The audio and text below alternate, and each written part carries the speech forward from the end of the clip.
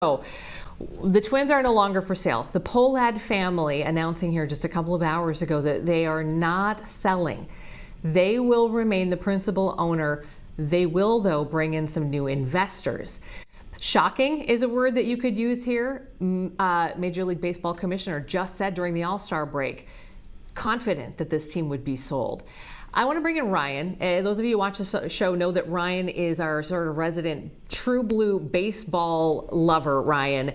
And then we also have a very special guest who's going to join us here in about 30 seconds. But we want to set. Oh, no, let's just bring him in now. Let's not wait. Everybody. Let's John Bonus, bring the real everybody. expert in, too. John Bonus. And he's the real expert here.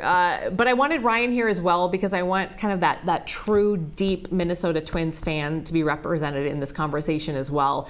So, John, thanks for being with us. We really appreciate it. I need to know where you were when this news broke. What were you doing and what was happening in your world? I was literally, so we do a podcast called the Gleam and the Geek podcast, and we do it Monday, Wednesday, and Friday, and we were literally just about to, I was hitting record, and I just saw an email come up, a statement from the Pohlad family, and while my co-host, Aaron Gleeman, was waiting for me to read this email, I just said, holy bleep. And I said, Aaron, open your email. And the tone of the podcast completely changed as we pivoted from talking a little bit about the Yankees series and answering mailbag from questions to holy cow, baseball in Minnesota. My God, more of this. So. Is that, did you record it to air today? When's that going to go? Yes, that's already out there. It's okay. So patreon.com. Unfortunately, you got to subscribe for that. But yes, we'll also be doing a free podcast on Friday. Worth it. John, thanks for being with us. I guess first and foremost, I just need to know you gave us a little bit of your reaction in that little bleep right there. But expound on that a little bit here, because I think a lot of people's heads are spinning right now. Yeah, I mean, let me expand on it a little bit. I think this is no way to spin this other than bad news if you're a Twins fan. So what happened was they put the franchise up for sale about 10 months ago. They put a $1.7 billion price tag on it. They thought they had a buyer in Justin Ishbia, who pulled out in March to go buy a minority stake in the White Sox instead. That sort of put everything back to ground one. And then they have gotten to a point where they are not selling it, where they never got the full price that they needed to let go of control of it. And whether that is because of the price they set, which seemed to be a little bit high, whether that's because they had loans against it, which is one of the reasons we think they were selling it. They had almost over $400 million worth of loans against the franchise. Whether that's because they needed MLB approval for some of the new groups and they didn't get it, that's almost always an obstacle. Or whether that's because there was a split in sort of whether the Pohlads really wanted to sell it, some maybe wanting to and some maybe not to. We don't know, but the bottom line is, as a result, what they have done instead is they have brought on two minority partners. And what minority partners usually do is pay for their shares. So, if you, instead of selling the whole pizza, they're selling a couple slices of the pizza. And what that does is also raises money. Presumably, that money could be used to pay off the loan that the Pohlads had versus the Twins, or provide them additional cash while still retaining enough of the ownership so that they control the team. And that's where Twins fans get a little upset. That after 40 years, they have plenty of weariness about the Twins owning the team, and they have plenty of weariness and they're showing that weariness in things like attendance. Yeah, and John, we want to definitely get into some of the emotion around all of this. Ryan, I want you to jump in though, because I know you've got a lot of questions too. Yeah, I think, John, what's kind of the message for fans at this point? I mean, we kind of thought after we went through this trade deadline where they traded away 10 players or so, the light at the end of the tunnel was at least, well, the new owners will come in and we'll have a fresh look, and surely they will have some money to spend. Now we're kind of back where we started, minus all the players we traded away. Yeah, and that was after cutting payroll 2 years ago and retaining that this year, right after they had won a couple of playoff series and had some postseason success. I mean, the message is terrible to the fans. There's no way to spin it other than that. And in fact, it wasn't even clear that they're trying to spin it as any other way to the fans. The very short information we received was that they're bringing two new partners and they're excited about that. Well, I suppose you are excited about that because you were asking for $1.7 billion and they're going to be providing you cash. That doesn't mean that the fans are going to be excited about it. And I'll tell you, when we know that they were bleeding money before, and I don't think that money was just being bled from inside the Twins. That was because the Pohlads have a lot of other investments as well. That's how you rack up $400 million worth of debt. And now they have received some relief on that in terms of equity ownership.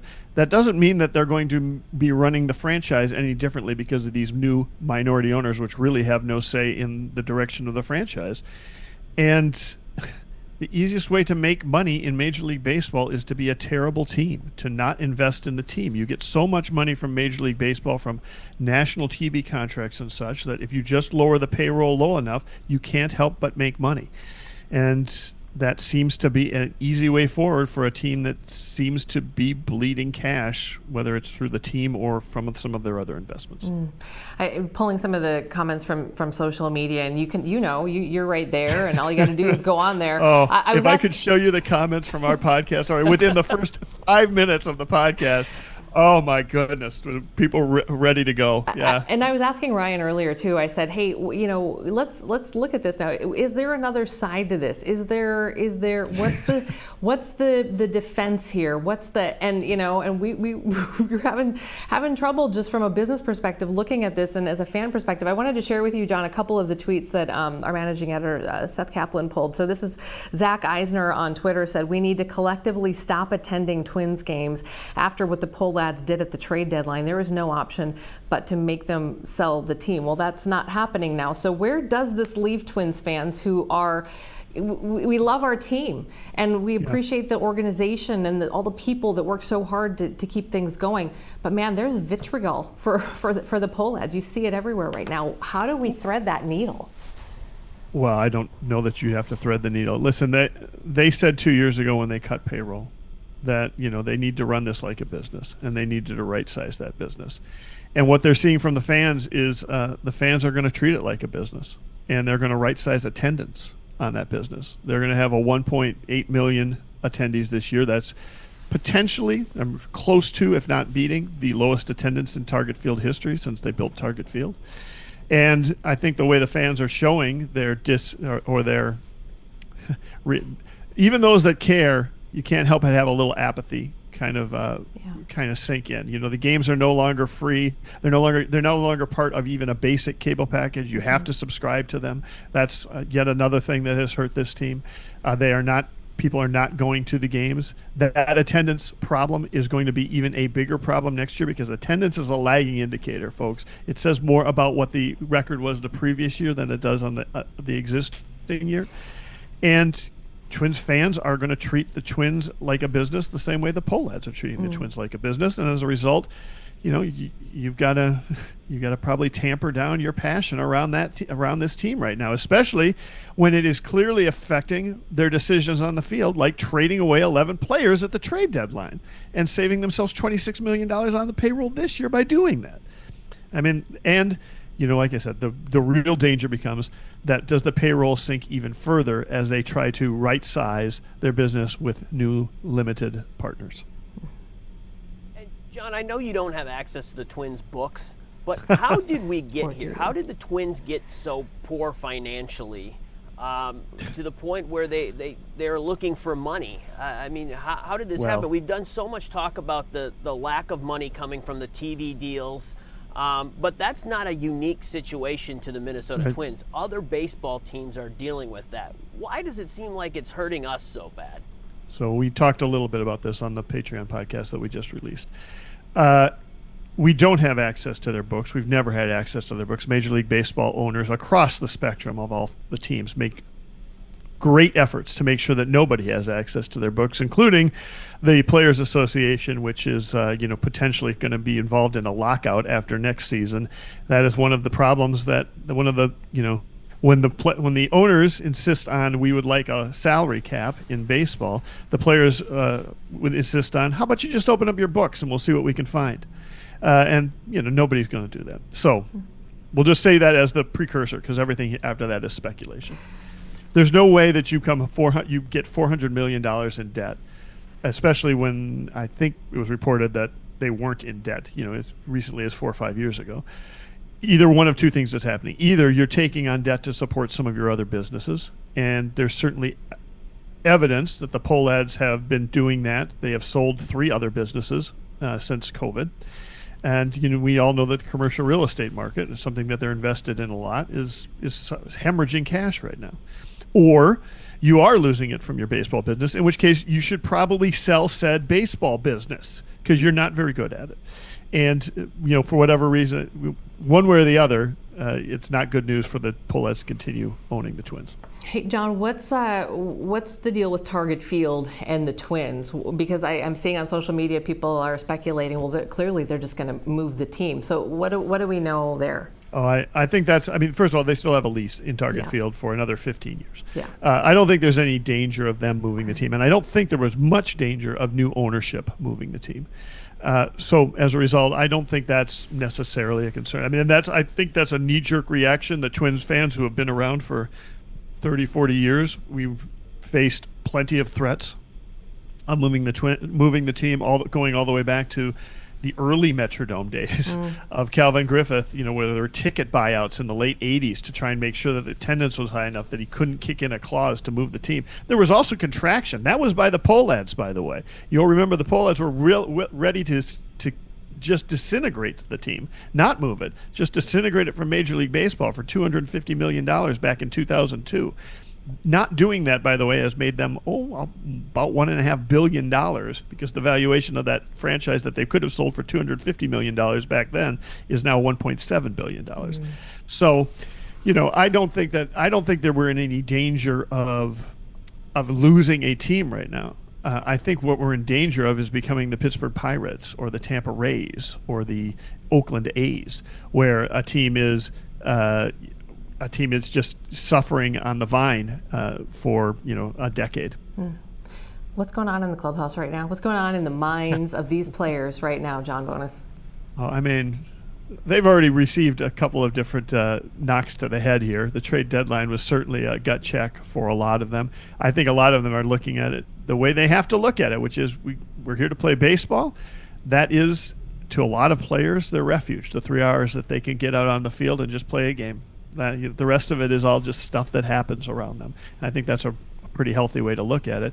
And frankly, a lot of them, especially after the trade deadline, are playing for a Major League Baseball career. Edward Julian needs to do something, or he's not going to have a Major League contract next year. And there's a number of people that have been given bullpen spots and given opportunities because they traded away 11 of their regulars that wouldn't normally have an opportunity. And so I think that will probably be their focus more so than what's going on with ownership staying the same way it is. Ryan? Is there any hope here, John? I'm sorry, Amy. I'm really sorry. Is the farm system? We're also processing, John. I look to Ryan because we've been trying to process this for the last 2 hours. Well, and I know all the frustration. I want to try to end on a good note, and that's why. Yes. Is there what message to Twins fans? Is there some hope? Are some of these prospects? Sure. Can this team build over the next couple years? It might be rough, but is there a light at the end of the tunnel? I'll give you a piece of good news that we had yesterday. Yes, the Twins sold out a bunch of their major league players, and they brought in a lot of prospects. Well, that tends to bolster the minor league system. There was a recent update from MajorLeagueBaseball.com. The Twins now have the number 2 farm system in the major leagues. There is a lot of talent in that farm system. There is a lot of young talent that could be coming up and making a difference, and we're seeing it right now with Luke Keeschel. The Twins have gone on a little bit of a tear prior to going to Yankee Stadium, of course, with Luke Keeschel and with some of the other young talent that they have there. They've certainly got some young arms that show a lot of potential. And ultimately this is a team that's slightly below 500 right now. This is not a team that is really distant from competing. The question here is more long-term, or 2026, 2027, 2028 than it is this year. So. Deep breaths, everybody. I felt like we just went through therapy with John Bonis. This is not therapy, folks. This is commiserating. They're celebrating. There's commiserating. We're going to be commiserating together for a while. Let's process this. We'll go through the morning stages together. We'll get there, folks. We will. John, thank you so much. Again, Gleeman and the Geek podcast. Patreon subscription, well worth it. It's a small price to pay for some really great information that you and Aaron put together. And then also you run Twins Daily, great site as well. So thanks for being there for us and answering your phone, because I know it was blowing up when I texted you. We really appreciate you having you on and giving us some insight here, John. My pleasure. I hope next time I'm bringing you better news. It's got to happen, right? Yeah, exactly. Sooner or later. Only go up from here. All right. Thanks, John. Thanks, you guys.